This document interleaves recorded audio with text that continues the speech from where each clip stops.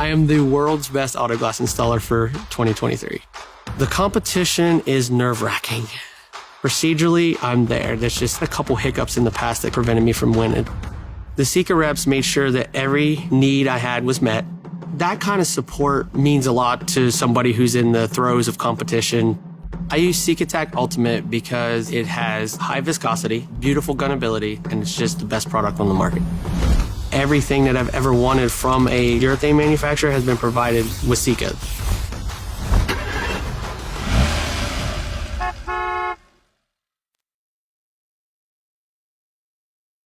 Real-time marketing is designed to save you thousands of dollars in marketing and software costs while significantly growing your business.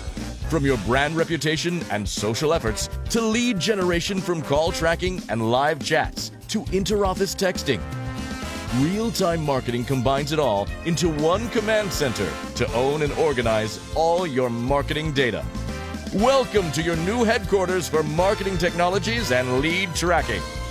Welcome to Real-Time Marketing. It's time to take command of your brand.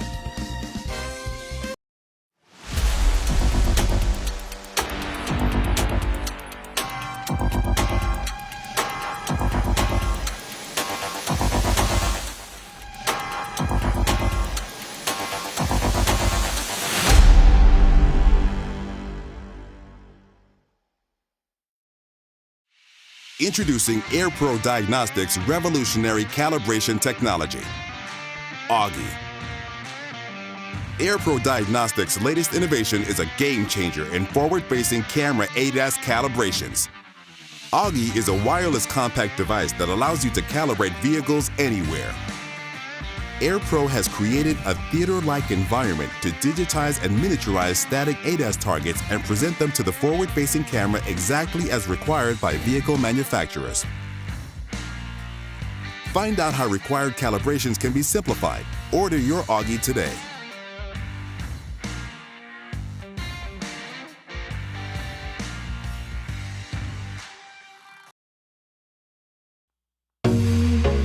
Welcome to Shatterproof, the Auto Glass Journey for Independence podcast.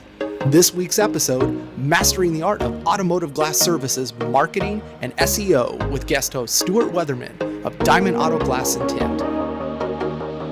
If you haven't already liked our podcast, click on the subscribe button below and also take a moment to like this episode so anytime we update the content, you will be the first to get access to all of this great media and industry information. With that, let's get into the episode with your host, Gary Hart, and guest host, Stuart Weatherman.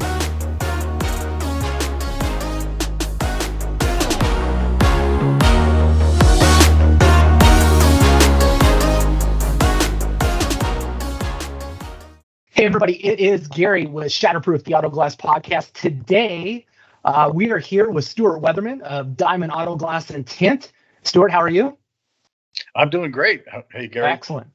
And today's podcast is Mastering the Art of Automotive Glass Services, Marketing, and SEO. And we brought Stuart on today because Stuart has 30 plus years in this industry, which, as you know, if we go back to like our Dave Leach podcast, I think Dave might have just a few more years on Stuart. But seriously, though, I think Stuart and Dave, and there's a few other guys out there, are still in the industry, beating themselves up every day. But Stuart, why don't you just give us a little background of just, those 30 years, where you've been, where you're going. The floor is yours. Yeah, easy enough. I think 1980, God, I keep going back, 1985, my best friend got me into rock chip repairs. He got me into it because I connected him with his wife of this all the way to this day. So I mean, their marriage is they've been married like 38 years, and I've been in the business 38. He got me into rock chip repairs. Spent just a short year doing chips in the Pacific Northwest, and hated the humidity. Moved to Phoenix without knowing anyone. I literally had a 84 Dodge Daytona, everything I owned in the back, plus a rock chip repair kit, and I had $1,200 cash in my pocket, put $600 down on a first and last month rent on a furnished apartment down on Mill Avenue across from ASU, and put the other 600 down on a Yellow Page ad. And back then I was Diamond Windshield Repairs. Or no, I was sorry. We went from Windshield Repairs R Us to Diamond Windshield Repairs. Wow. And and I mean, it was like, if I wanted to eat, I needed to fix chips, and and I basically went door to door, hitting up some fleets like U-Haul and stuff, which I ended up doing some work for. Lo and behold, Safelite started calling me to do repairs for them because they didn't have a tech, and I would go out and do chip repairs for them, and they would. Some customers would say, "No, I want it replaced," and I'd call Safelite and say, call the manager down there and say, "Hey, this person doesn't want it repaired; they want it replaced," and they'd say, "I don't know anything. I don't know what you're talking about." And I tried that a few times, and I'm like, I'm hungry. Maybe I should find someone that can just replace this windshield for this person, because Safelite doesn't know what the heck is going on, and that got me into windshield replacement. Believe it or not, Safelite got me in the back way. I had no idea, how to do anything but repair a windshield. Sure. After about maybe a year of subcontracting, I hired my first employee to install, got my first truck, started installing windshields. By then, my ad in the Yellow Pages was working fairly well. I can't tell you how much I hated the Yellow Pages. Oh my gosh. Marketing, I mean, they owned you. They owned your phone number. If you didn't pay your advertising bill, they shut off your phones.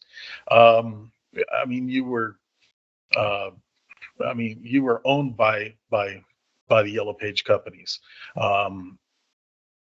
I rapidly found alternative ways other than Yellow Pages, even though I was stuck in Yellow Pages back then. It was the only way. Moved on into direct mail. Did a lot of direct mail. The worst case, or the worst issue with direct mail, was ups and downs. Your ads would hit, and then you'd be high for like 2 weeks of just business, all the business you can handle, and then it would slow down until the next mailing went out.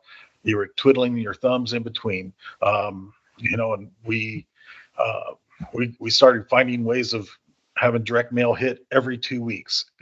Got expensive. Started radio. Right about the time Empire Glass's Rick Chance passed away, I saw a very open, a good ability to step in. I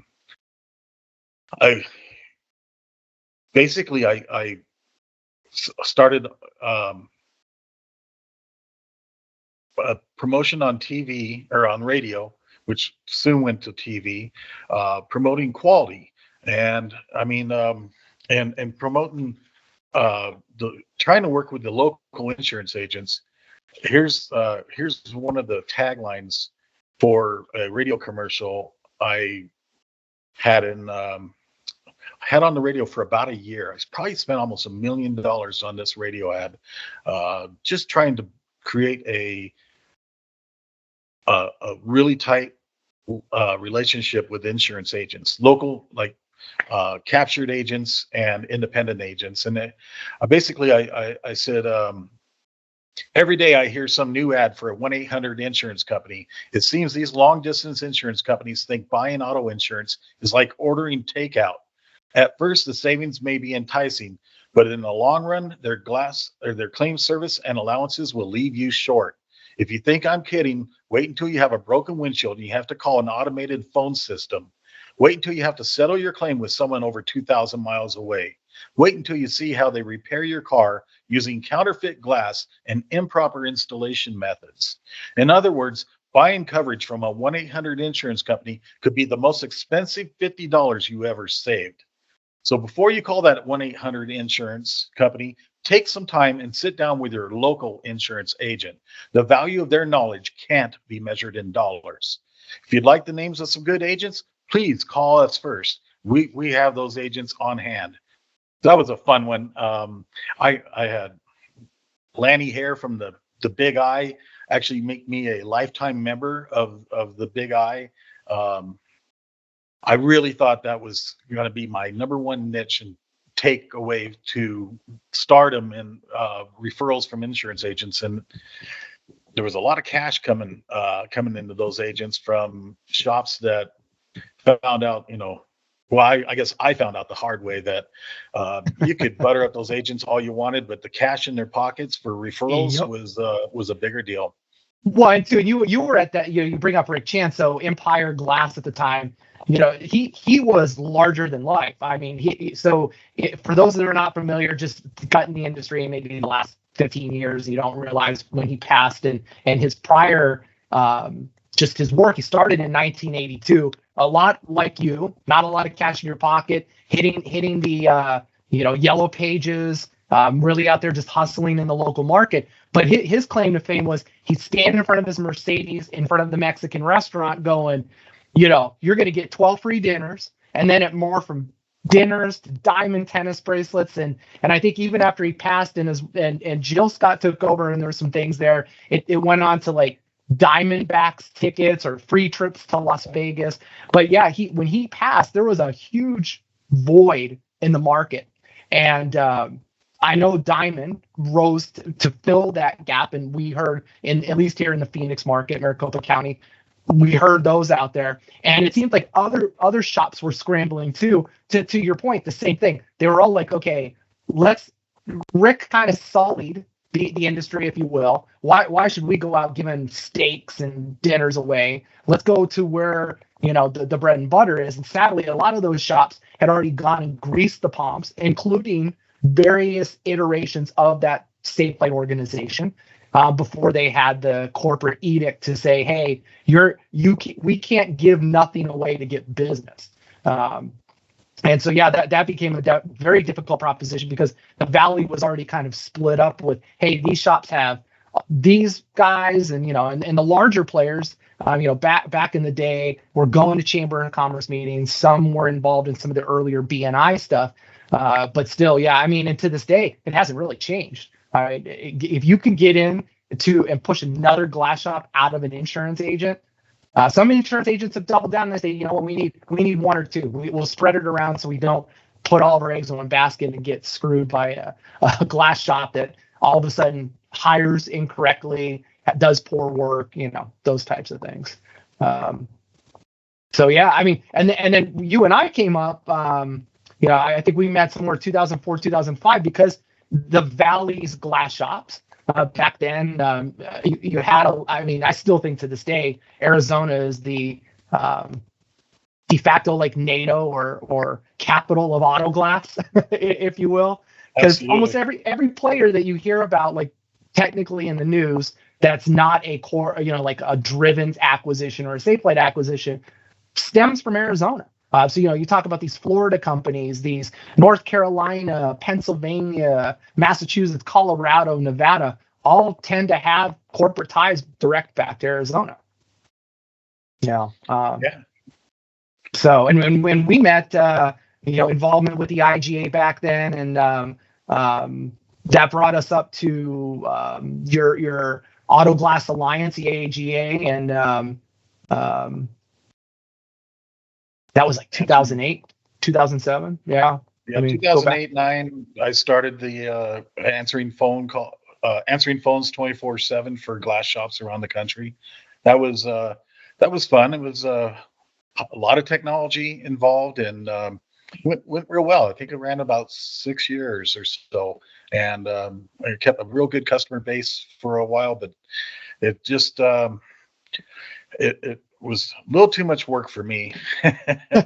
Well, and we were talking just before this got started too, and I will come back to this at the end because not only what we're going to talk about today, marketing and SEO, part of marketing is your ability for your shop to be available 24/7 in today's day and age. If you look at some of the national companies, their call answering is available 24/7, but they may not be they may not work on Sundays or Saturdays for installs, but at least someone's answering the phone, they're taking the claim, getting the job set up.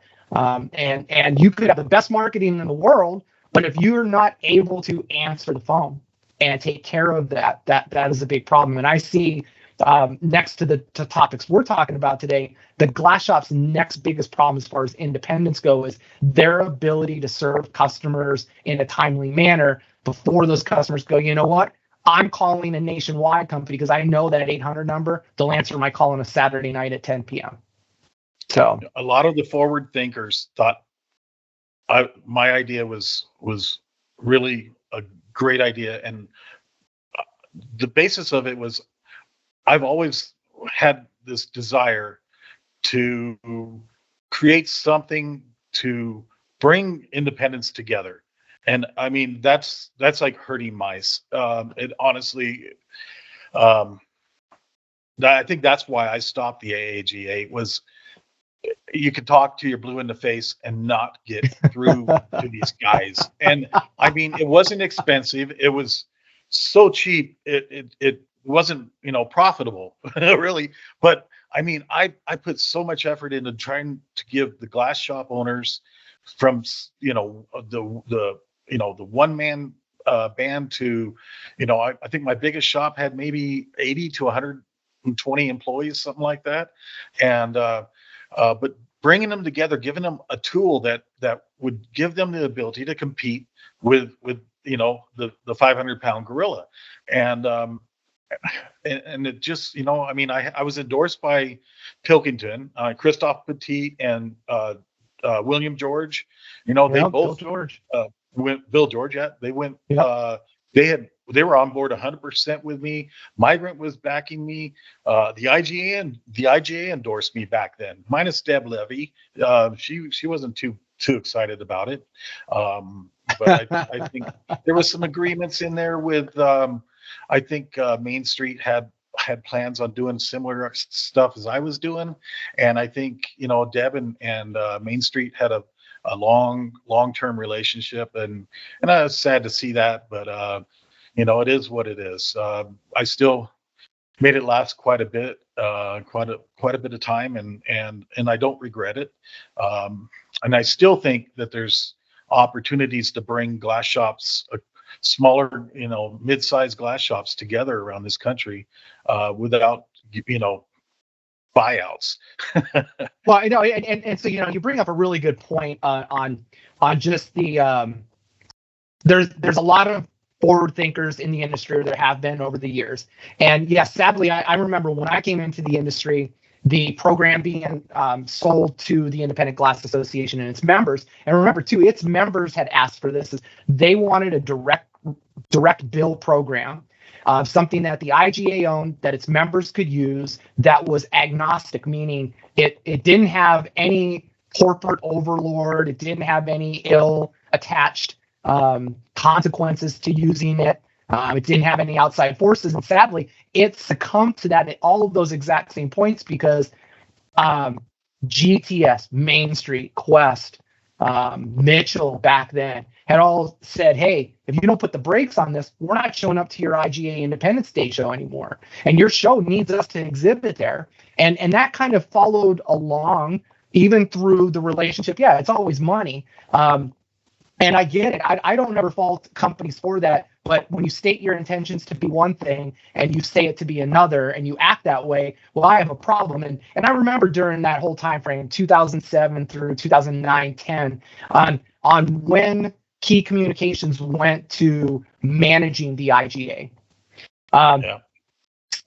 Sadly for the IGA, Key already had relationships in place, so I don't fault Key for that because they already said, hey, like for your example, Main Street, they're an advertiser, full page. They were working towards the stuff, and the thing about Main Street's answering with Nationwide, which was the phone partner in just outside of Chicago, is they had set that service up for Glass Doctor. And Glass Doctors were already using Main Street. So kind of just like, it was like, hey, we can expand this. We already have this relationship.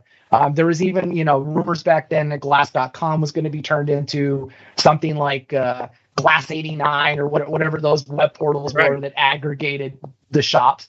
So, you know, and that kind of brings me to the point of like the online presence of shops then was somewhat important, but it's even more important today. And I know that the IGA in the last 4 to 6 months has been going through with their members to provide this independent search mechanism for consumers in North America, Canada, and the US that we're boosting SEO through certain things, but they have a listing that connects back to their website and their online presence. But sadly, we have found our members and non-members have a horrible online presence to the point that some still have, they say their Facebook page is their website. And you go on there and the last time somebody updated something was pre-COVID.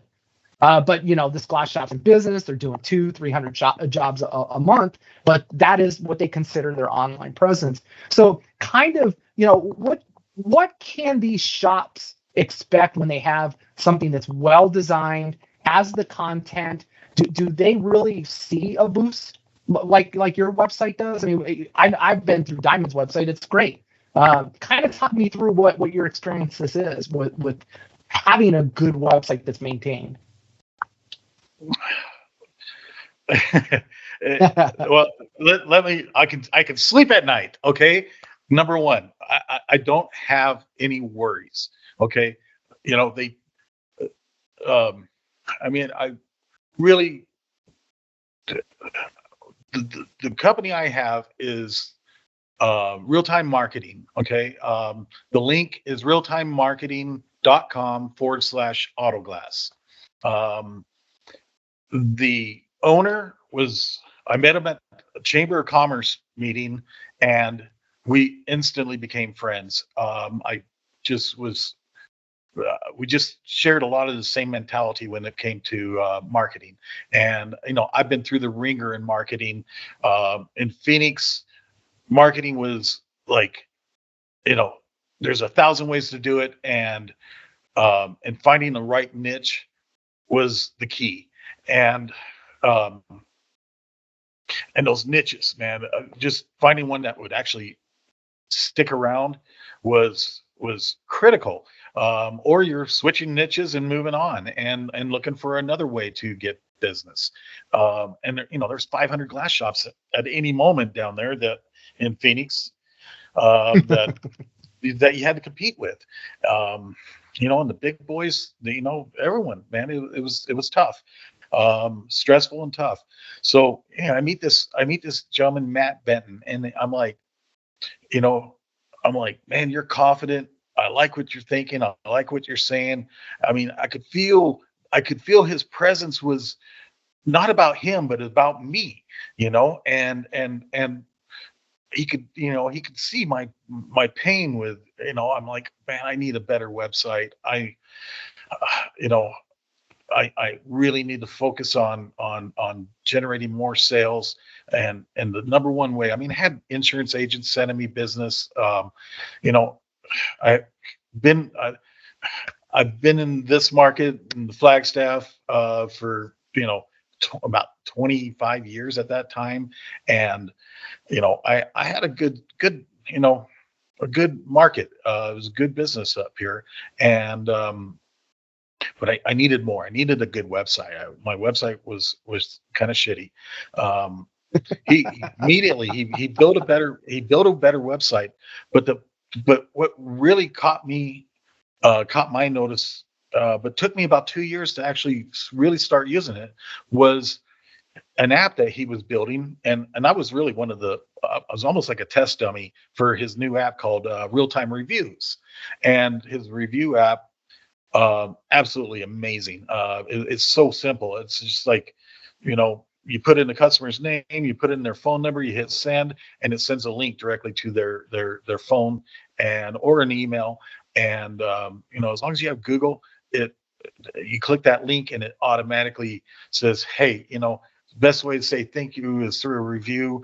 You know, and it takes you right to our Google site. And I think at the time I had 38 reviews.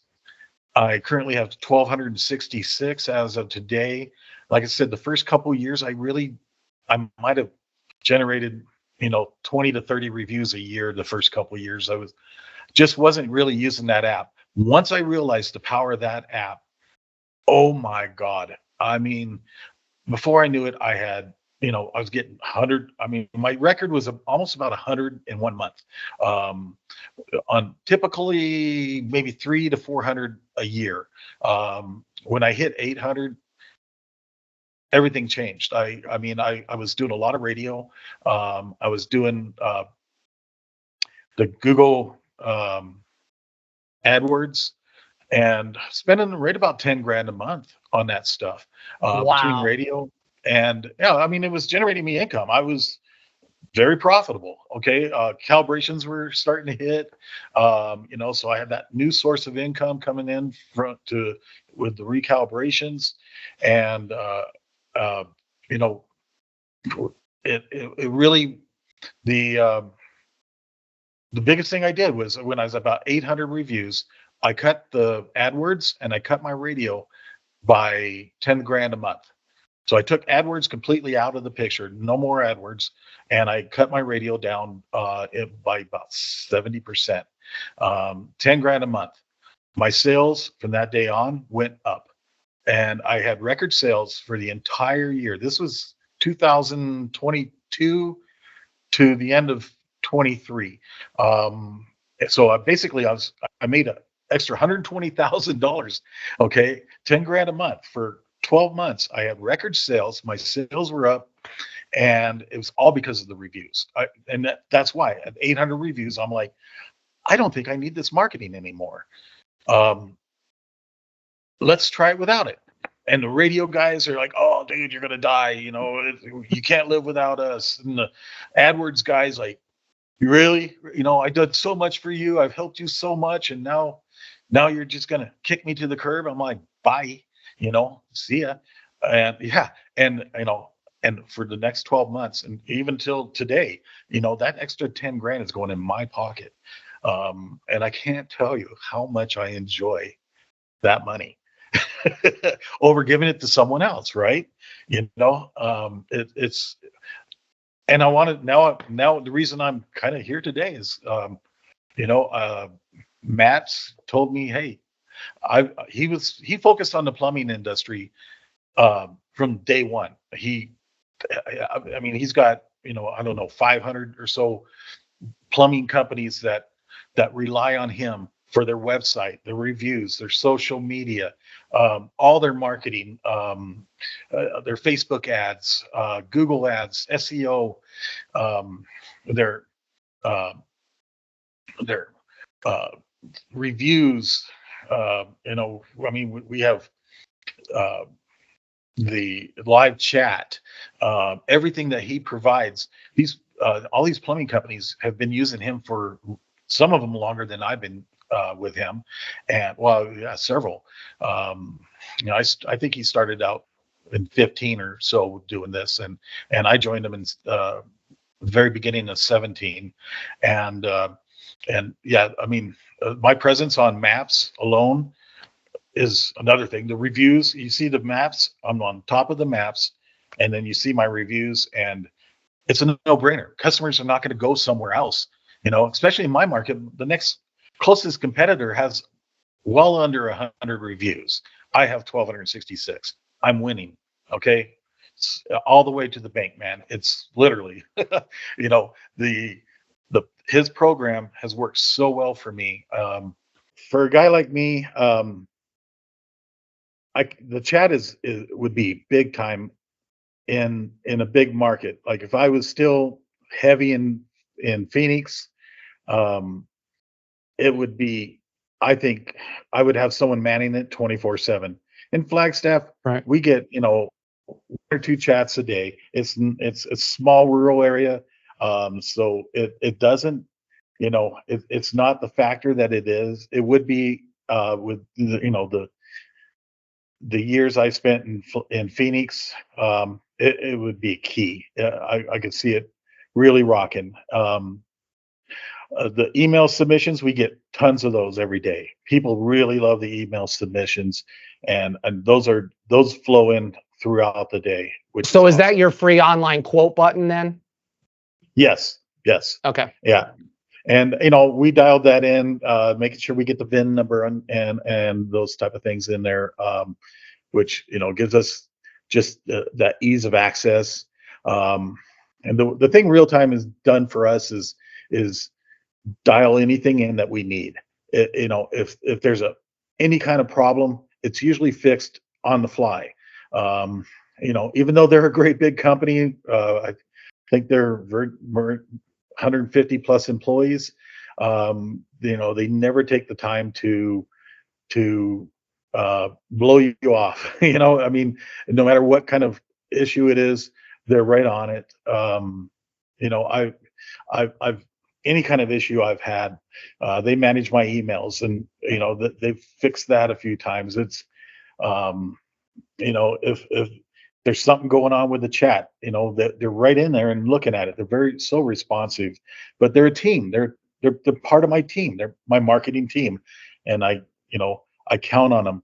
And they're right. And you bring up a good point, because that extension. So if I'm, so I'm an auto glass shop, and I look at Safelite's ads that come on TV, and I'm like, wow, they have hired a marketing company to come up with these campaigns and then execute the campaigns.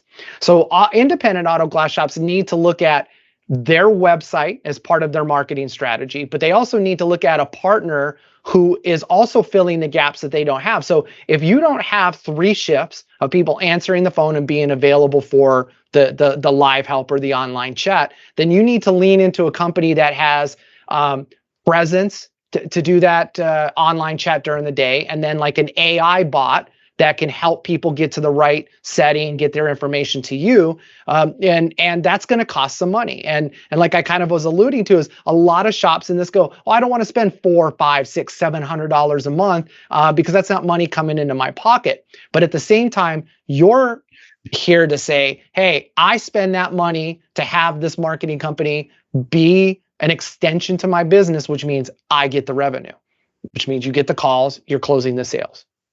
I get to practice what I know best while they're practicing what they know best.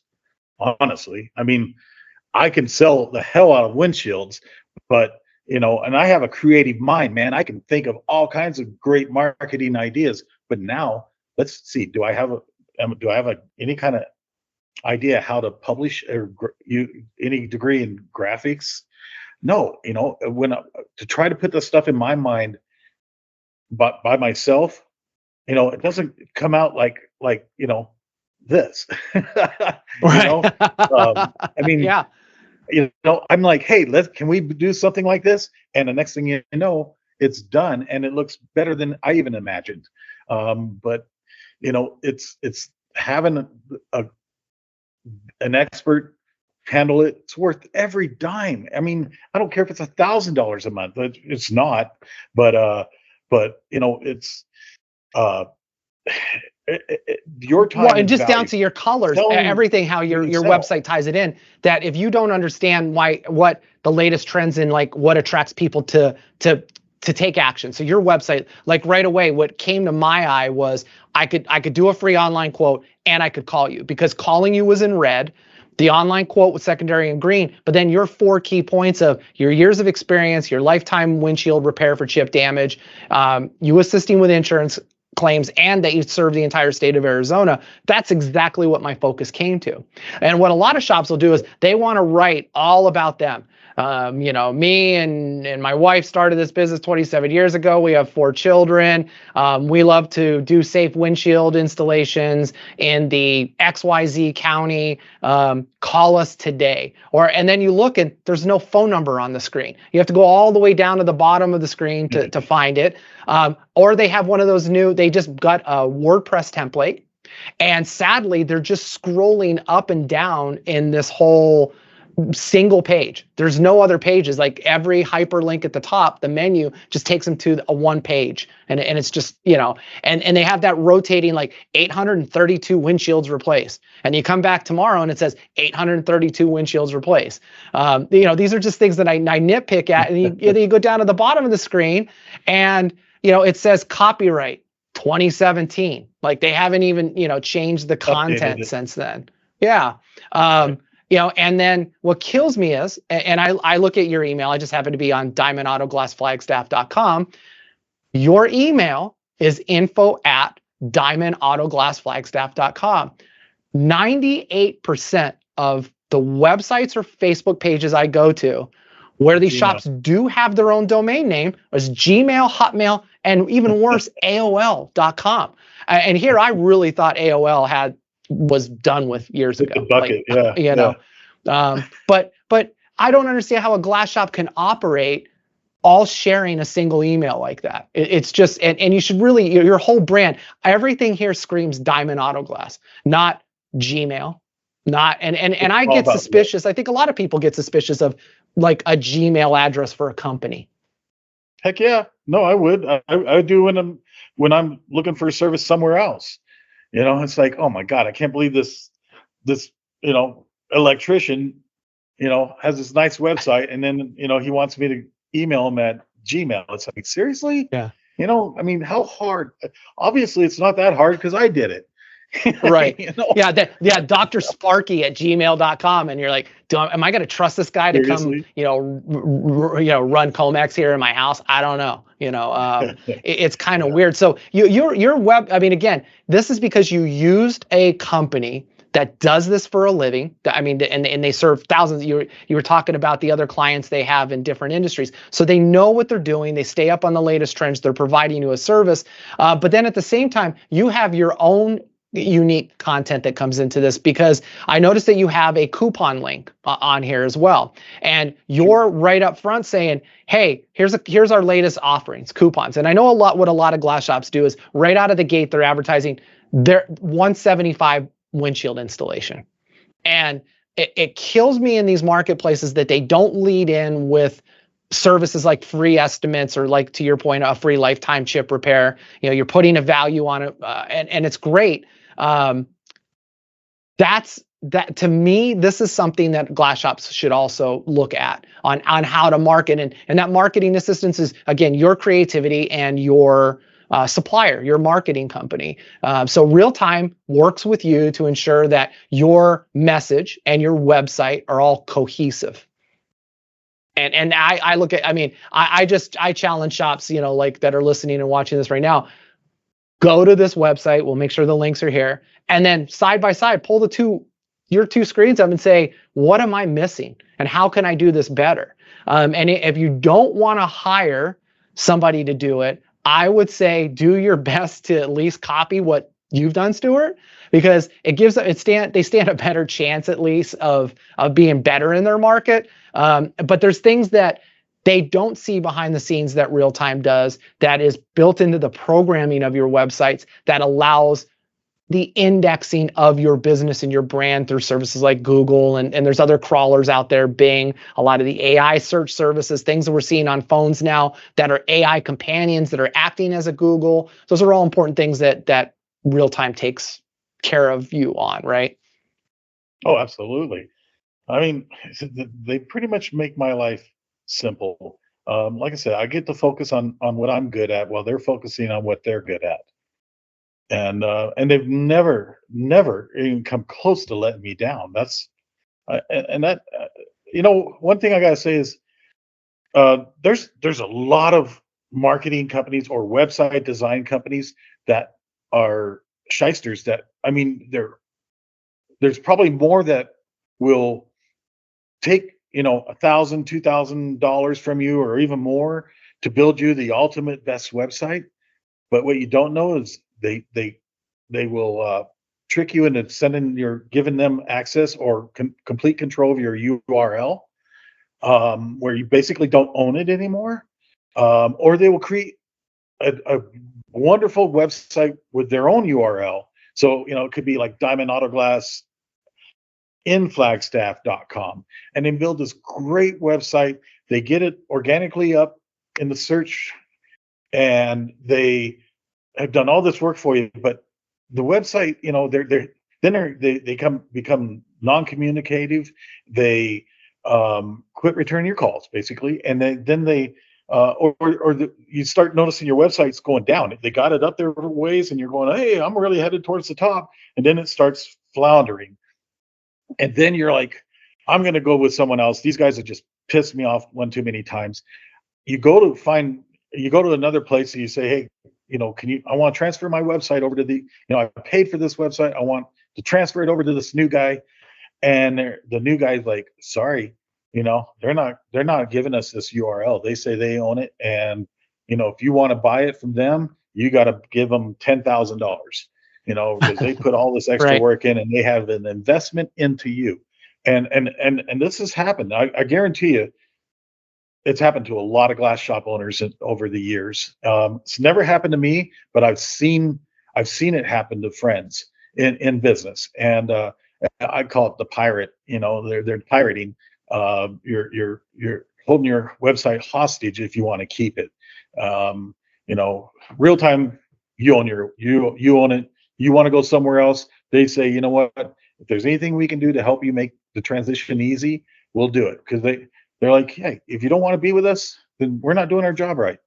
And that's just the way they handle things. They're open, they're honest, and they have more integrity than pretty much any other business I've ever really Well, had. and a partner, you would hope that, that's a big part of your company, marketing and SEO. Your website is basically an extension of your fixed-based operation. So your storefront is a representation of your business, but so is your online presence. And you bring up a good point. I had this conversation with Larry Diesbach back in a few episodes of his experience with these pirates in his market, where you go and you look, and he looks at his closest competitor, and he goes there and he goes, wait, that glass shop isn't even in business. Somebody's just parked the name and they're using it for something else to boost SEO. But then even worse is there's glass shops that have never claimed their Google listing, their presence, and somebody else has. So they said, hey, I'm XYZ, this is my address. And Google just goes, oh, okay. And now all of a sudden, Diamond Auto Glass of Flagstaff is owned by somebody in Korea or overseas, Ukraine, Russia, wherever. One of your local competitors. Yeah. And then good luck, not good luck. I mean, eventually you can wrestle it back, but it's the time and energy. And, I always tell glass shops, go claim it. And I know a lot of glass shops are like, well, I can't claim it because I don't want to list my home address. There's some shops that are small businesses, 2-3 technicians that you can list your business as a service business and claim your area, but have your address not be shown. And there's a lot of people that don't realize that is something in the last couple of years Google has made better and made more accessible, realizing that during COVID, a lot of businesses were forced back towards their homes. So nobody wants to be driving around in their car and you're just watching John's painters go by and, Gary's print services, and insurance agents. They wanted to make sure that they had a better way to do that. So definitely, go and grab that. And the online presence, so important. SEO comes with that online presence. Like to your point, the services, companies that are out there that are going to get you into your local SEO. And I was just looking here, and this is interesting. This is how well your SEO is, that you're organically number one in the map pack. And secondary to that, the two companies that had to pay for ads don't even come up in the top 7 of the map pack. And one of those companies that has to purchase the advertisement, they've been, quote unquote, Flagstaff's go-to for 30 years of experience repairing and replacing windshields, yet they don't even show up in the map pack. But they're paying for those, like you said, the per click advertising. And I feel bad clicking for this because they probably just paid for it. But I go to their website and it's horrific. I can't even tell you. It might have been made when Napster was still a thing. And I mean, it really, I'm surprised I don't see a shock wave or one of those weird Adobe plugins not working. But it just goes to show that the difference between probably doing it yourself and getting a professional company and reaching out, it's an important thing. And the SEO is going to play into that, because all those things you've done with your website, your content, working with your partner, they're able to build in and provide the local linkings, the keywords, and you've seen the impact of that, because you talked about how you were able to take out spending with traditional media, radio, print advertising, and put it back into just allowing the digital content, which nowadays, it should, that should be a prevalent thing. What are some of the strategies maybe they brought up with you, or you worked with, that you find that you're maybe tweaking? AdWord optimization. What's your kind of your take on those things? You mentioned promotions earlier. We've offered the free rock chip repairs for probably about 4 years up here, and just found. I know you would, the windshield guy down in Florida, spells it WYN. Oh, yeah. Yeah, actually, he's in Georgia. Georgia. Okay. Anyhow, yeah. I think he offers like free rock chip repair with a windshield. It's been fabulous for us.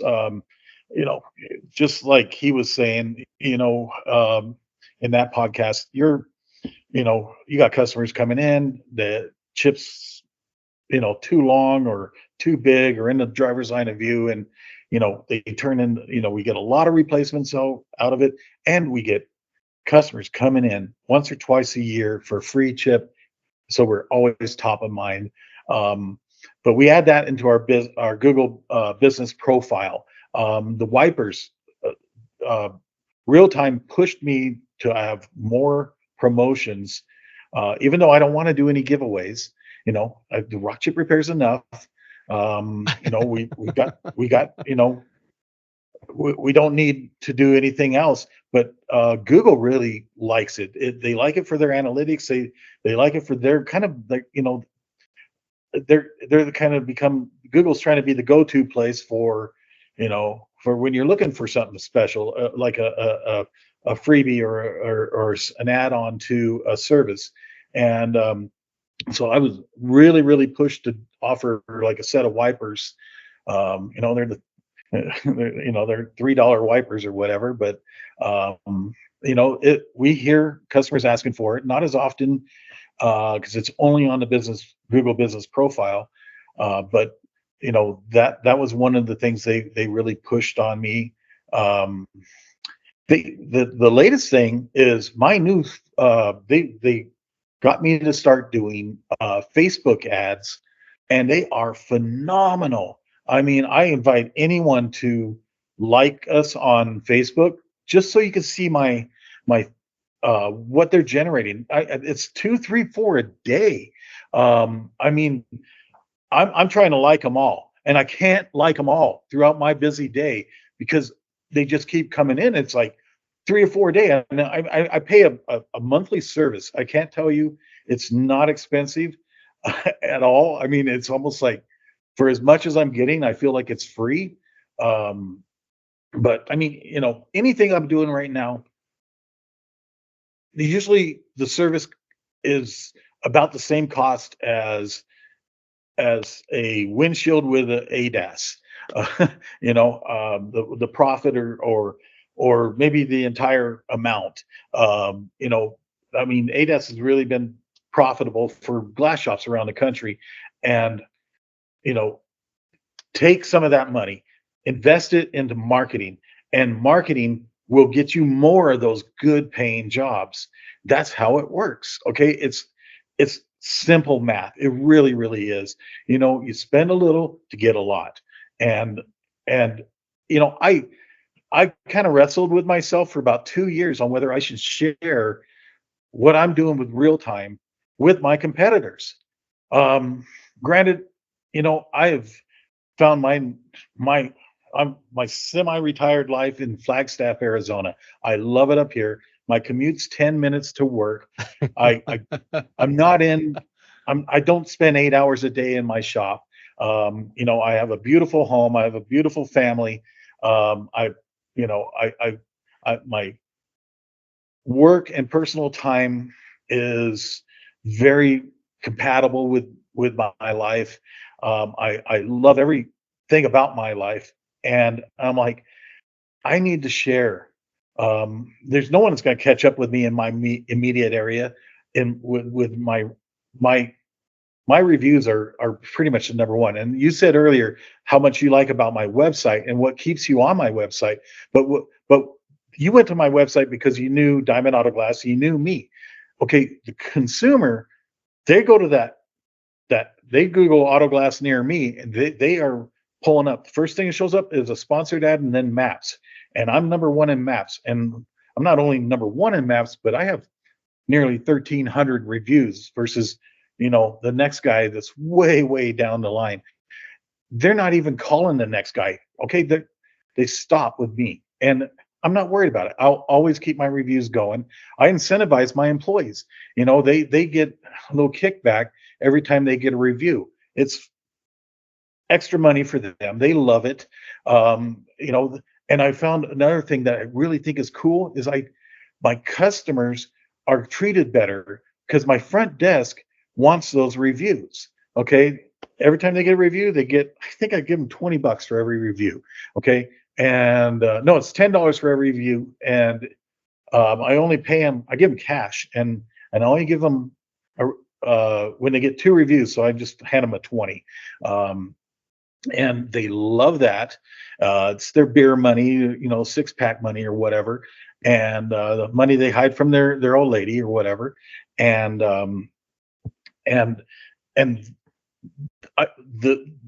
what I found is I created this masterful way of making customers happy, because if my employees are happy and they know they're getting incentivized by reviews, they're nicer to my employees or my customers. They are more thorough, making sure they got the right part. They got the customer scheduled properly. They've dotted all the I's and crossed all the T's to make sure, the customer comes in, they're greeted better. They're to talk to. I mean, they'll have conversations with them, just being nice. When sometimes, they may not feel like being nice, all the time, or maybe just concentrate on their phone and on their cell phone between calls or whatever. But they interact better. That's how I should say. They just interact better. What? And when the customer's done, the customer says thank you. They say, you know what, the best way to say thank you is through a review. Do you mind if I send you a link to your phone, and let the rest of the world know about how good we are? Well, because I was wondering why. I mean, I'm just looking at your reviews, and I was like, these customers mention your employees by name, and I was like, well, wait a minute. And not only that, but the owner Stuart and his manager Steve got us, and I was like, you just read those, and you're like, wow, like they're really going out of their way to really connect with the customer. Where a lot of shops, I know you were showing your mirror hanger earlier.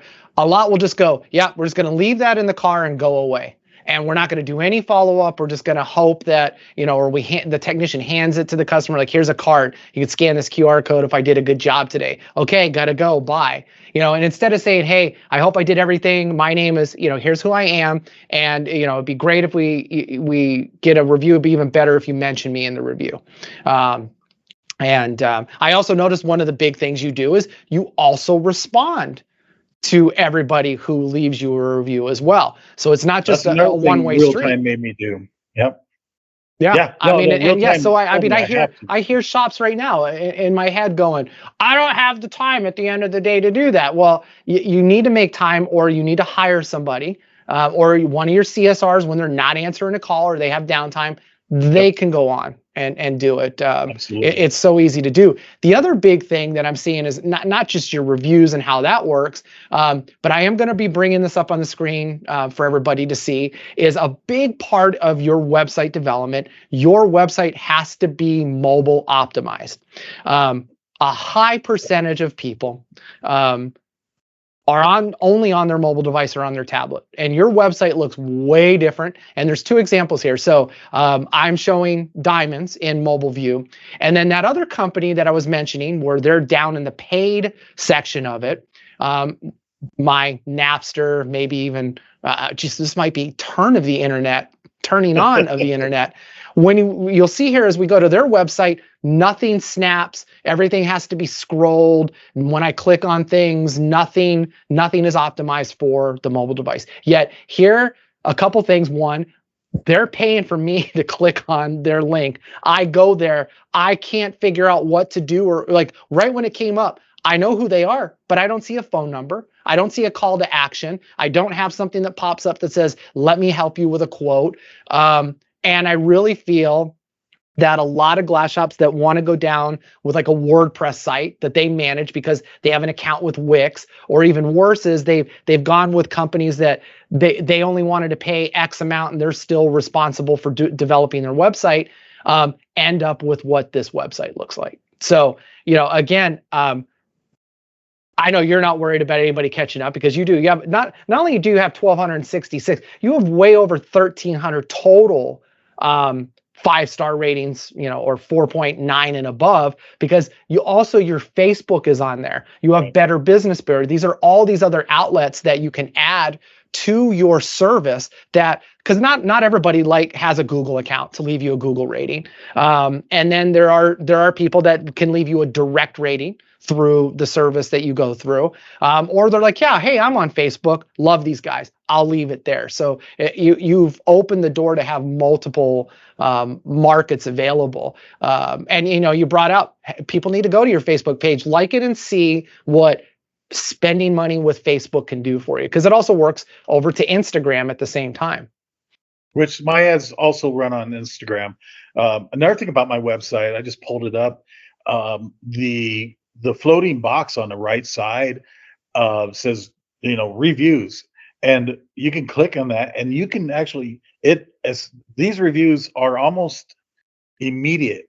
So as soon as we get it, within minutes, as soon as I think sometimes it occupies our website before it actually shows up in Google.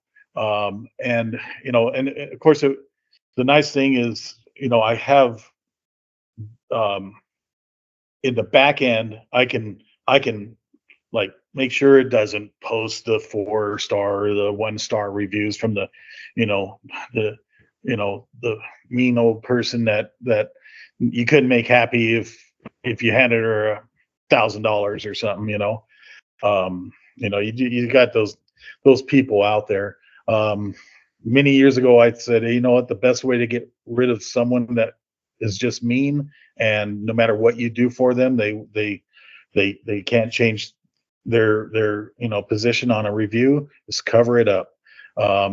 This doesn't really cover it up because it's still in Google. But when customers, if they on their mobile phone or on a computer, they can easily look at real recent reviews. I'm looking at February 16th and February 14th.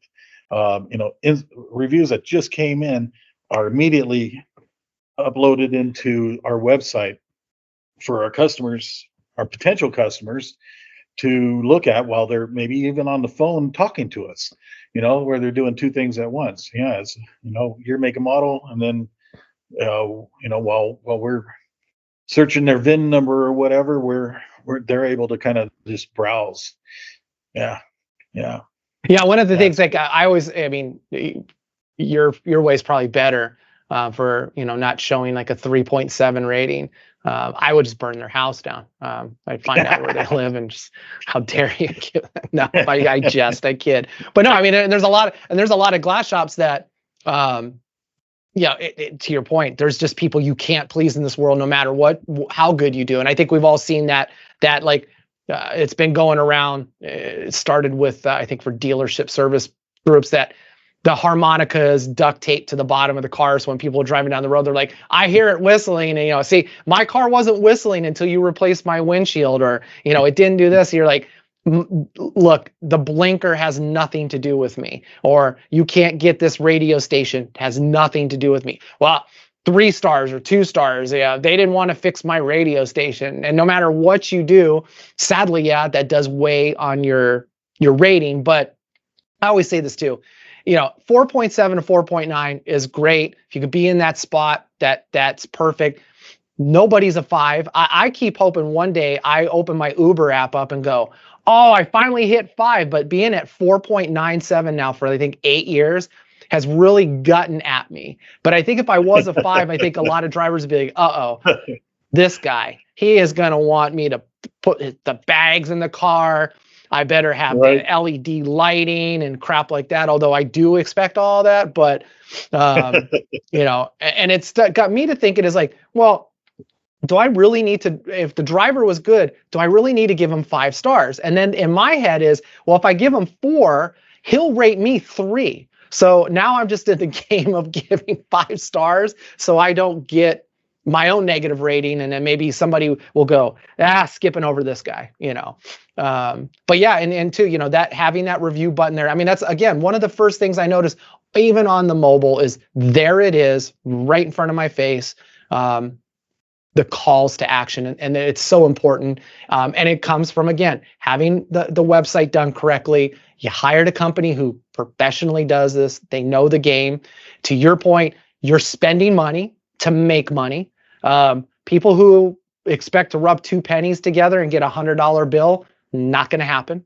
You know, there are some talented people out there. I see this on the Facebook groups. Well, what do you know? You're just a technology guy. And I'm like, well, wait a minute. Not only am I a technology guy, I've been in this industry for 25 years now. And I came up through collision repair through this. Yes, I have a technology background. Now I'm going to stay in my lane. If I lost a job like this, maybe I'd consider putting my resume in and going to pull glass or repair glass or get into one of those services. But that's not what I do. And I know a lot of things about SEO and websites. Do I do it every day? No. I'm going to hire a marketing company to do it because my time is better served doing this. Just like to your point, your time is better served to allowing somebody else to manage that so you can sleep at night. So spending a little money to sleep at night means you're making money while you're sleeping, at least in my opinion. Yeah. Oh, absolutely. I mean, you know, life's too short. Business is demanding, and if you don't have a constant degree in marketing and Google Analytics, and I mean Google's changing their analytics constantly, and when they do real-time review or real-time marketing, it's like accounting season to them. Okay, you know, where the tax preparers are going crazy, you know, before tax season or during tax season. It's the same way. These guys, they go into full alert and they're researching, you know, everything about this up and coming, you know, change. Because Google puts out they're on their, I forget what they call it, but they're like on the Google like friend side. It's kind of like being Microsoft certified. They're Google certified. There, thank you very much, Stuart. And so they're part of Google, you know, in a way, and so they get these updates that this is coming, you know. So prepare, you know, be prepared for this, and you need to make these kind of updates. It's kind of like the upload time. I mean, this is one of the first things when they got me a website. They're like, we're going to make that website click on fast. So, you know, the worst thing is like you go to a website and you click on it and you're waiting and oh, you know, hey, there it is. Okay, now it's spooling and spooling. And Google hates that, number one. Because consumers hate it. And, you know, so they promised me, Stuart, it's going to load ultra fast, you know, and they take pride in that kind of stuff. Like they take pride in everything they do.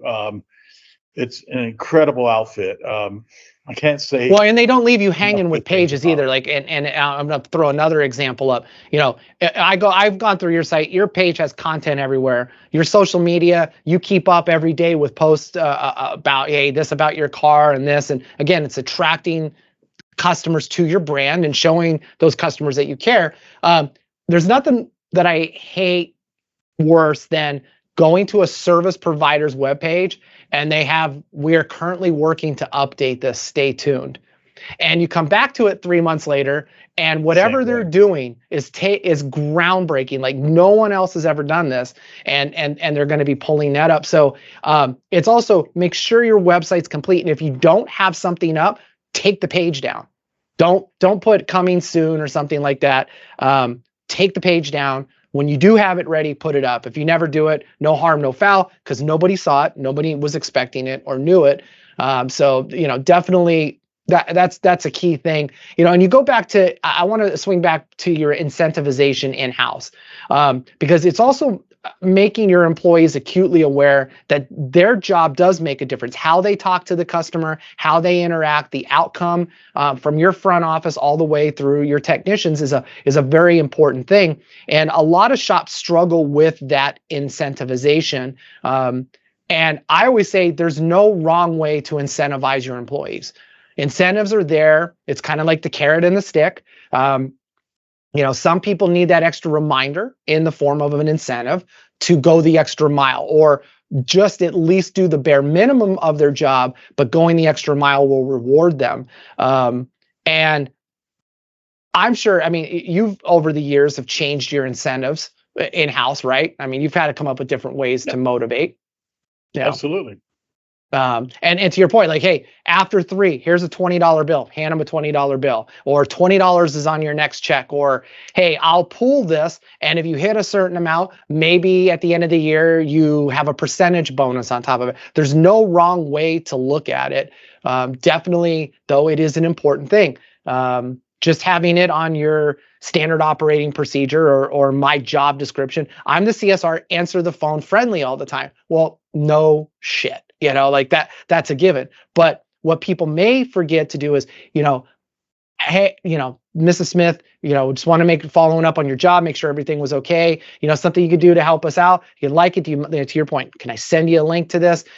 Just, say that myself and your technician, who's John, did a great job, and I really appreciate it. That would go a long way to helping me and, the business, so people in the future can get the same quality of service that you did. And, those are things that shops, because they're too close to their business, forget. But certainly you've had plenty of time to perfect it. Yeah. You kind of just covered my butt a little bit on a couple things I said. I agree. I appreciate that. Yeah. It's like, I know there's a lot of critical thinkers out there, and I'm definitely not one of them. I'm pretty easy-go-lucky kind of guy, and it's worked out really well for me. Like I said, I'm a blessed man. A few months back, I wanted to see how many. I think it's about the time I decided that I should introduce realtimemarketing.com/autoglass to the rest of the world, or at least the United States. I decided to go around and search markets around the country and look at people's reviews. Didn't really necessarily go all the way to their websites. I just Googled, Autoglass Dallas, Autoglass Fort Worth, or Atlanta and Miami, or what have you, and just by doing spending a couple hours, I'm in the top 5%. And what's really bad is you think about how many pieces of glass we put in a day, and the average glass shop has under 100 reviews. Most of them have under 50, honestly. But I see some guys in the 200 to 300 range. Top 5%. Was over 1,000. But it's like free money. Okay. Consumers are looking at reviews. Okay. You got to have a great website to go to. I don't want to be ashamed of, I don't want a customer to come to my website and think, I don't want them to think like that. I want them to go there and say, oh, wow, that's cool. But the biggest thing is, how do I get them there? What do I do to get them there? Okay. I use my reviews. It's one place. The Maps is free. Okay. I don't pay a cent to be on Maps. Okay. the reason I'm on maps, the top of maps, the top of Google, is because of my reviews. Okay, I got 4.9, I got 1,200 plus reviews, and consumers are seeing that before they see everything below, and it stops them in their tracks. I guarantee you, it stops them in your tracks. Takes some time to get them. I mean, with the review program and the app I have, it's so much faster. Like mobile guys that don't have a shop where we ask for the reviews in the shop. My mobile guys and anyone's mobile guys, they can have the call tags. Okay, they can use these, but they can also ask for them. You can still incentivize them the same way or differently, however you want. But those guys are out seeing 5 to 10, whatever customers a day, and that's a potential of 5 to 10 reviews every single day. And like I said, I think I got close to, it was something like maybe 70, 80 reviews in 1 month. I mean, we're only open 5 days a week. Okay, so right. Out of 20, well, and the next closest competitor in your map pack area, they've been in business 5+ years, and they look like maybe one every, let's call it 5 weeks, maybe even longer. I mean, it's kind of sad because they're hanging out with a huge 68 total reviews, right? Which is sad. And they have an okay website. It's optimized. It has some ways to go. But they have to at least have 5 jobs a day. And if I just look at that and say, okay, let's just say you're open 25 jobs for the week, 5 days. Even worse if you're doing 6, because that just skews the metrics here, not in their favor. But 100 jobs a month, and you're getting 1 review every 5 weeks, means you're getting like 0.78 in a month of a review, which is horrible, which means that they just have an outreach that's not good. And then sadly too, when I look at this, they have gotten some 1-star reviews because it appears their front office people are maybe their weak spot. And that's another thing that your reviews will help you do, is identify the weak areas in your business. We know Safelite, if you're doing jobs, they have their whole NPS scoring, and they'll put you on a rating, and you'll get to see where that is. And I always tell shops, look, we know Safelite's doing this and you don't like Safelite, but it's also, it's getting a good look at your business. And here's the sad part. Not only are you getting a good look in your business through this, but Safelite is looking at you in their market. So they have people behind the scenes going, okay, let's take all the NPS for Flagstaff and see where it's at. Oh, hey, there's 5 shops there that are consistently scoring, at 60% NPS. So they're going to consider maybe, hey, we expand in that market, or we find an acquisition target to expand to. And shops can get ahead of that by doing their own, because Safelite only knows of the jobs that go through Safelite. They don't know your cash business. They're not looking at your Google, Yelp, Better Business Ratings. They're only organically looking at that. The chance to get ahead of your employee problem is to look at your own ratings. And that needs to be in real time. And shops overlook that. And I'm like, you whether it's something that's integrated or built into your point of sale system, or it's something that you have via your website and a marketing partner, you need to lean in on that, because those are also very important things to cover that shops overlook. That it's part, again, of their overall strategy, because we're talking marketing and SEO. SEO doesn't work if the marketing's not there. And the marketing is, if it is working, is giving you not just your sales mechanism, but it's also giving your customer relations, your engagement with your customers, your engagement with your employees, all very important things that we overlook. So real quick too, let's just talk. So the process for somebody that wants to get involved with real time, obviously, they can contact you all day. All your information, again, is here. It's all over your website. If I go to your Facebook page, you're even putting your email address. They go right to Stuart here. So, I mean, everybody, that's not Stuart's cell phone number. If you want that, just direct message me. I'll put that up there for you. But I'm kidding. What's it like? What's the engagement set up with them? How do they get started? All right. There's absolutely zero pressure to spend any money or do anything with them. If you go to the realtimemarketing.com/autoglass, you fill out a questionnaire about you and your business, a little profile questionnaire, and they get in touch with you, and they offer a free evaluation of what you're currently doing. So you'll be interviewed, and because they want a good fit, just like you want a good fit. They don't want to work with some guy that just has a closed mind or what have you. But they will try to open that person's mind at the same time, and show why they're what they do that's going to be a benefit to them, and then they'll go over the pricing and what have you. They're not going to hold a gun to your head.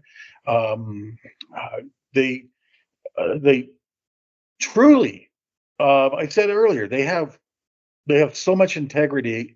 It's absolutely crazy, and they're just going to give you free advice, if anything. Hey, this is what we would recommend you doing.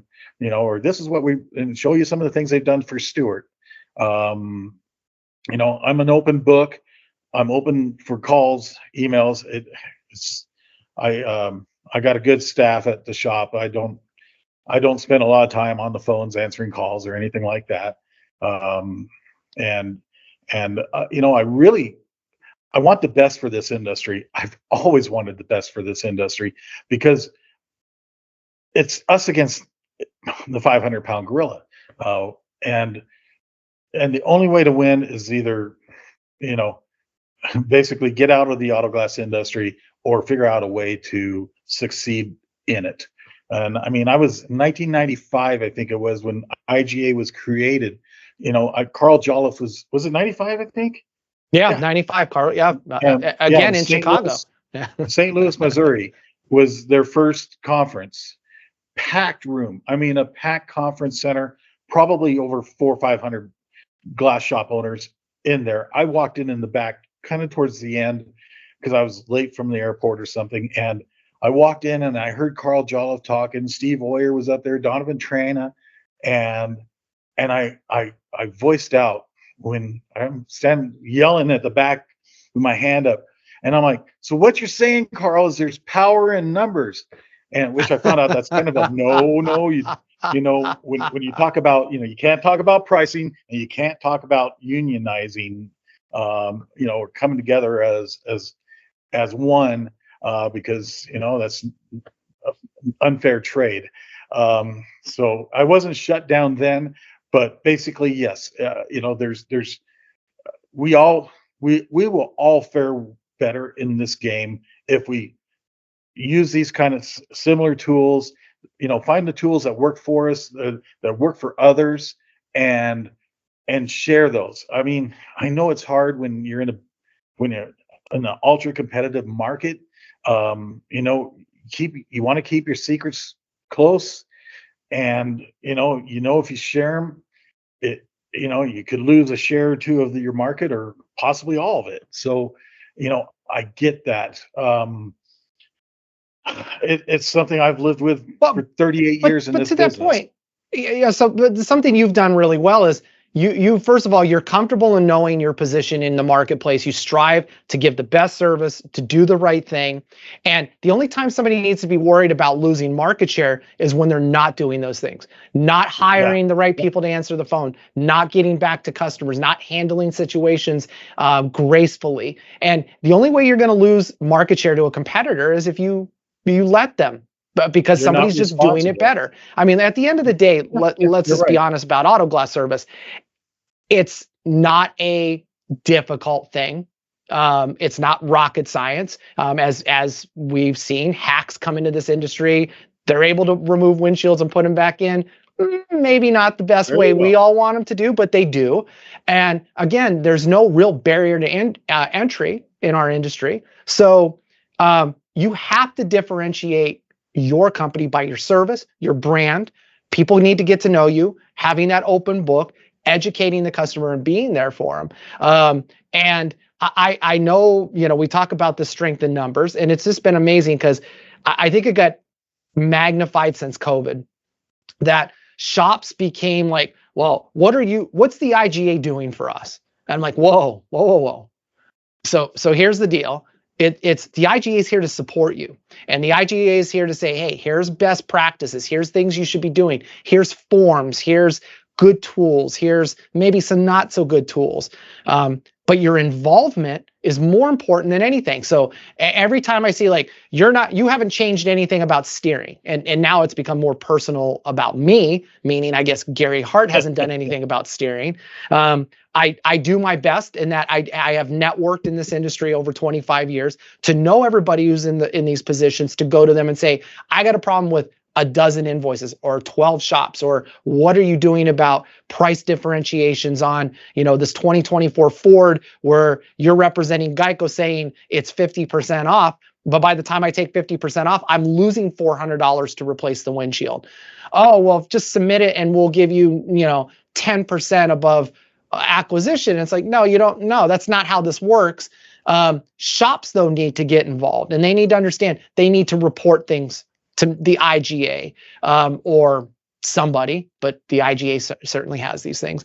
And only to your point, the back of the room comment is, yes, there's always strength in numbers. And I tell people, and I've showed these slides, in the scheme of the North American competitive marketplace for auto glass repair and replacement services, independent glass shops are number one by a huge margin of number of vans on the road and the number of technicians serving customers.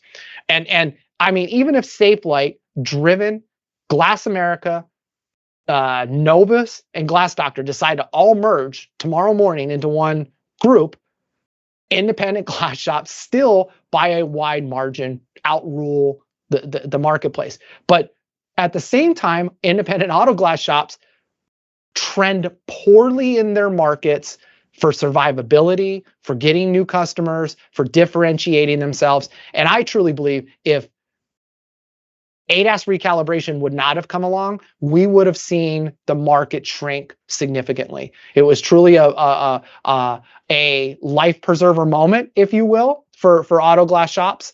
And even today, it still kills me that I see people on social media going, should I get into ADAS recalibration? And I'm like, well, if 60% or more of the vehicles you service on a daily basis require dynamic or static recalibration, then the answer was months ago or years ago, yes.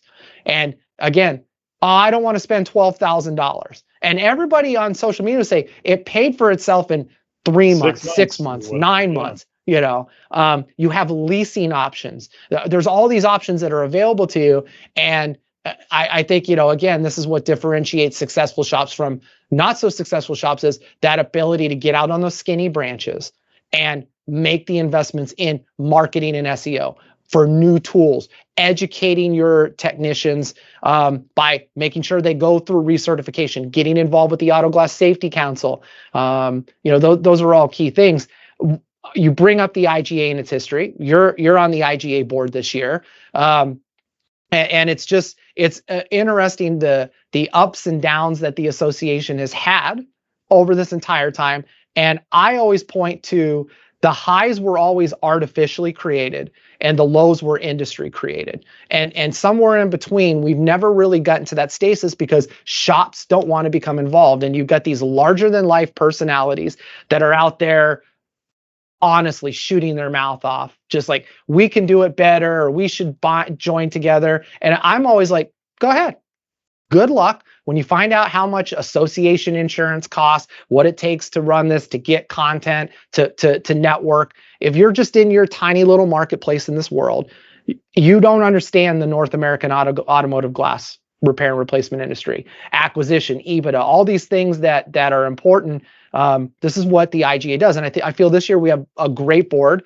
You're on board representing, again, this segment, independent. You go back to way earlier than the IGA was involved. What do you see in the next 5 years as first being the positives or something big that the industry can look forward to? And what do you see as a potential like negative or pitfall independents can fall into?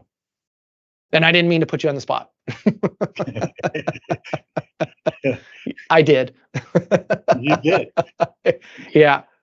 You know, I've interesting enough. I mean, the greatest thing that I've seen since the first NAGS reevaluation, which was like 1999, is recalibration. It's created a second tier of income, it's like doing two windshields, in one. It's definitely lit my fuse again. I mean, I've been in this 38 years now. It's was definitely becoming a burnout. Recalibration services like lit a fire underneath me. It just made me excited about the business again, because I didn't have to work so hard. I could incentivize my employees enough to where I didn't have to worry about them being grumpy because they could barely make their bills. So yeah, honestly, that's what I see. Even going into the future is, if you're not an ADAS, wake up. I think you had Mike Stevens on. I just watched that one yesterday, and he said, get out of your comfort zone. It's like, if 20% of the time you're working out of your comfort zone, you're going to do better. And I've known Mike. He actually, I think I found out yesterday that he actually left me to subcontract because of Jeff Wheeler. Well, yeah, Mike's name's been with a lot of companies. I mean, DNS, SafePro. I mean, we go down the list of people he's worked with, but he right. Every single one of those companies will say one of the best techs we've worked with. Absolutely. I love him to death. I love every time he comes up here. I'm a proud Sika user. I have been for a long, long time. Carl Tompkins is a great man that I always loved hanging out with. But as far as a negative side, honestly, it's I wish I could say that all the Facebook forums were positive, and I think they've gotten a lot more positive, but it seems like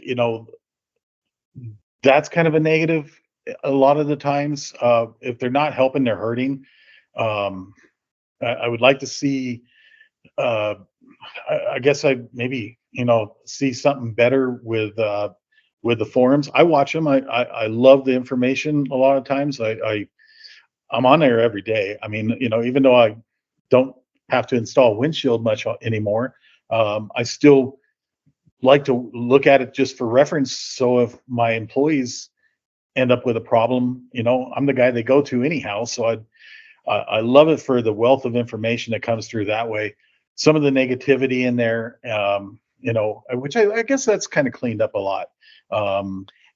It has, but at the same time, I mean, I got a warning. This is just an interesting side note about the Larry D. Spock episode. I was warned by not one or two people, but by about a dozen people that if I did this podcast with Larry, my home would be burned down. I would be threatened and probably would need to walk around with security.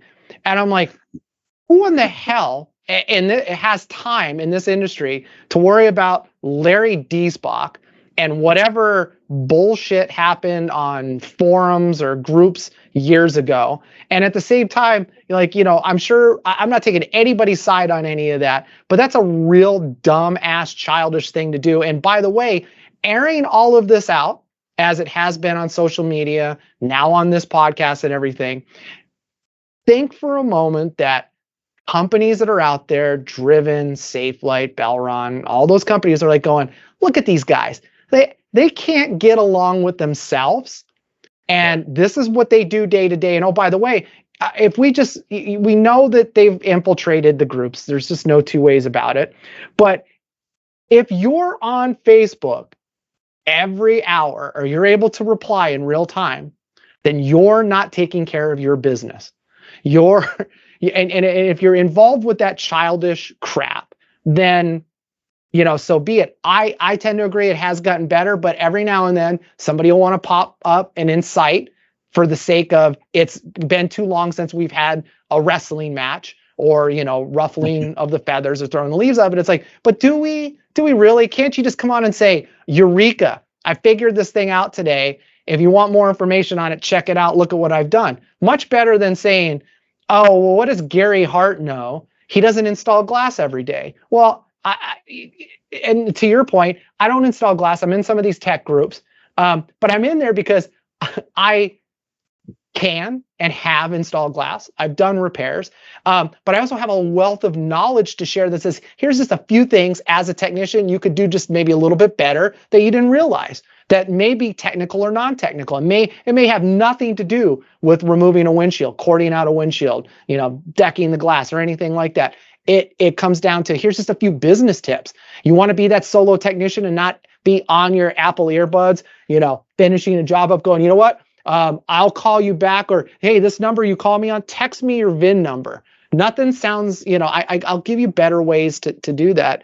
But I agree with you. I mean, it's gotten better, but I also see that as a darkening trend.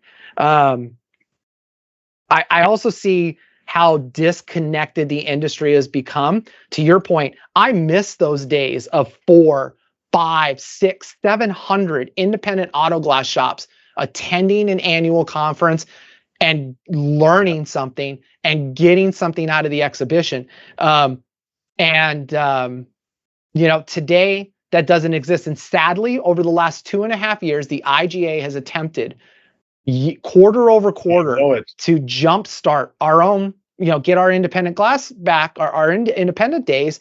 But suppliers in this industry are not engaging the IGA at all. And it's sad. We have a handful of industry partners, and I absolutely love all those current partners to death. And I know we're like you and I we're beating SECA over the head, but SECA has engaged with the organization. They care about independent shops. And that also shows, because when you have a Mike Stevens show up, or a Mark O'Brien, or these other guys showing up at your shop or showing up at your local distributor, they care.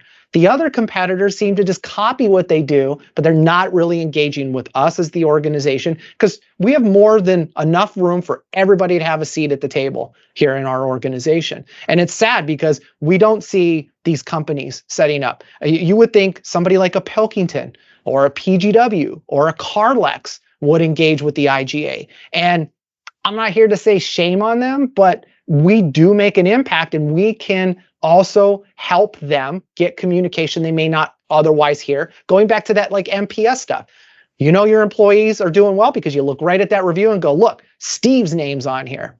But these guys are just taking their supplier's word for granted. They're not hearing directly for customers because they don't know, which are independent shops. I don't think my personal opinion for the next 5 years, if these things don't get fixed, there is a dwindling future for independent glass shops. Technology is going to start edging them out. I agree. I mean, we're seeing static. We're seeing now more manufacturers giving static to dynamic, or you can choose. And I think in the future, and I've had this discussion with people, I keep saying, well, isn't dynamic simply self-calibration? Right. And the answer is, well, it is. Now, it just depends. Do you let a technician do it, or do you let the consumer do it? It's I don't know. It's tough. Well, you're getting an immediate report, rather than with what you're saying. If you basically do not drive the vehicle and get that thumbs up, green check mark, then your customer's driving off and getting a check engine or ADAS failure. Okay, so it is, even though it's basically self-calibrating with a monitored self-calibrating, it's still being monitored and showing success prior to giving it back to the customer. True. So Absolutely. Yeah. So I think that's critical that however it goes. And my fear is, though, we're going to see that change because, Rivian, Tesla, even Mercedes, a lot of their stuff, the cameras will simply talk to the rest of the vehicle and go, oh, this is where I need to be. This is the new position based off of things that I'm seeing in real time from the driving conditions. And not only just have I recalibrated, but I'm constantly recalibrating depending on the conditions of the vehicle. As cars become smarter and the informatics are going there, but us as an industry, look at how, I don't want to say caught by surprise most of the industry was, but we really were. 2017 through 2020, you had really 1.5, maybe 2, recalibration systems, and everybody looking the other way. And then all of a sudden it was like, oh, what? We need to be doing this? And 7, 8 different recalibration systems now, 9 targeting systems, everybody vying for a table to be a distributor of one, which I still enjoy everybody now being a distributor of some auto glass product. But it really came down to like how we need to be looking at these trends. And that's what the IGA does on behalf of independents, but also on behalf of these industry partners too. And we lean in on that because we get information from our members and non-members alike. And I didn't mean to hijack the SEO and the website they hear, but it comes back to play because shops need to understand their critical role in this industry and work with us. You're just one of 5 current board members. I just happen to be the executive director, and we as 6 people can't do all of this on our own. We only have our collective experiences, and we rely on the rest of the industry to help us. I think I've always, I grew up, I got into this business with $1,200. Actually, no dollars, because I went to rent Yellow Pages and rent, right? Yep. So, and I had no idea what I was doing. Never ran a business. All I know is I had the will to survive, and I was dumb enough to stay in the auto glass and just work it. Didn't matter if I made money or not.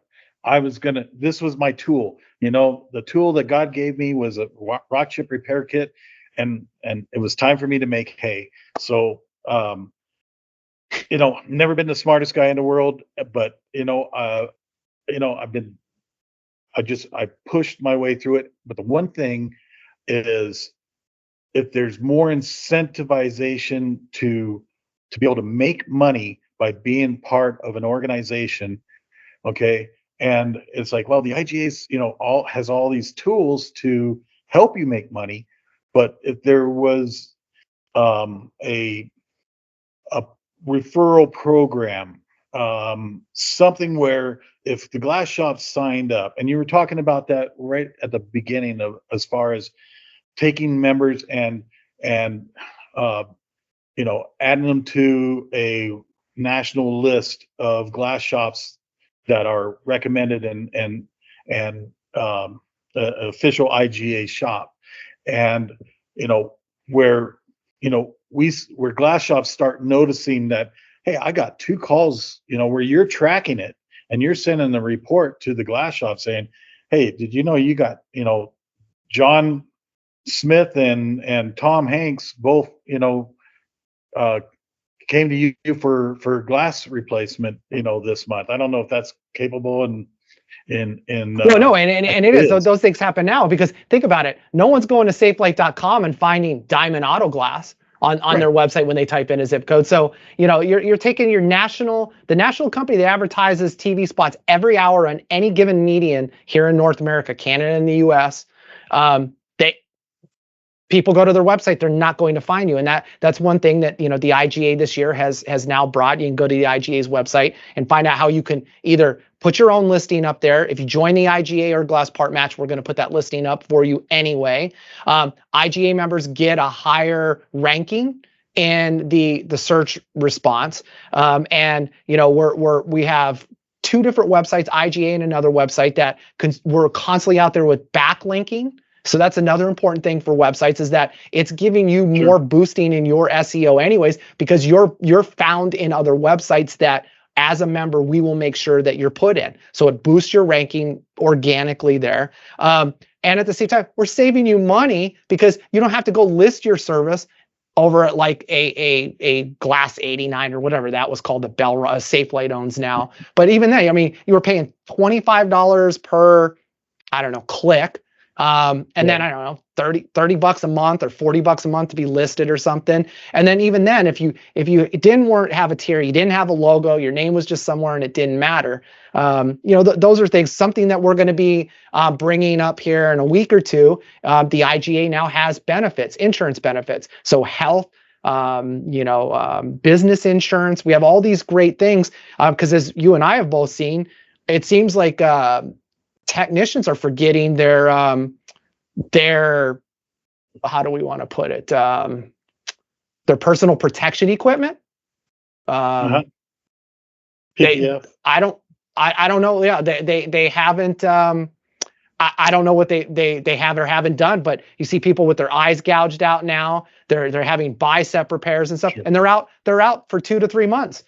Where's your income being replaced? So we have insurance for that, and a lot of great things. So there's some good stuff coming up. So before we wrap this up, before we wrap this up, any other things you'd like to add or share? I wouldn't be here without truly from the bottom of my heart feeling like the real-time marketing is not going to hurt you. Glass shops need to open their minds. Glass shop owners, open your mind long enough. Take the 5-minute journey down to fill out a questionnaire and get an interview going. Talk to these guys. They're not gonna bend you over. Their pricing is super fair. I was actually didn't even know their pricing when I decided to start doing this, and looked at their pricing afterwards, and I'm like, dang, because I was on a different tier. I'm paying more than what, because I started out before they went to these tier pricing, and their shops now are paying less than what I'm paying right now to be on their new tiered program. It's the review program is amazing. My website is the bomb. I mean, they've thought it through so many times. They've made similar websites for so many plumbing companies, dentists, roofers, that they got it down to a fine art. They got a huge art department. They've got a huge customer service department. I get a call every month on like clockwork. Stuart, how's things going? Mandy is my gal. She just, fills me in on where I'm standing and asks me any questions I may have. They follow through in everything they say they're going to do and better. You're getting so much more for bang for your buck than you would get honestly anywhere else. And honestly, you're doing a disservice to yourself if you don't go to the website and fill out a request and go through a free interview to diagnose the good and the bad and the ugly. I highly recommend it. I mean, like I said, it's not going to cost you a damn cent. Just do it, and let me know how it goes. Yeah, and we got all the information here linked. You can see it here on the screen down in the comments and details section. We've got all the information. We're also posting all of Stuart's contact information as far as his email and his website to go see. You've probably seen it throughout this podcast already, but again, we have all the information down below. Stuart, I really appreciate you joining us today and sharing all of your experience, and then also too the walk down memory lane. That's always fun. A lot of guys, that have just gotten in the industry in the last 5 to 10 years don't realize there was a whole auto glass industry before them. And, a lot of us, well, not yet, none of us are sunsetting yet, but sounds like your toe is tipping in the water there. You're getting there. But I certainly appreciate your time and your commitment to the board this year for the IGA. This has been Shatterproof, the Auto Glass podcast, and we look forward to bringing you this content week after week. So hit that subscribe button, like this episode. That's just not monetization for us. It's actually so that you get the notifications when we do have surprise content pop up or when we have new content like this come out. So until next episode, thank you very much, Stuart. Thank you very much.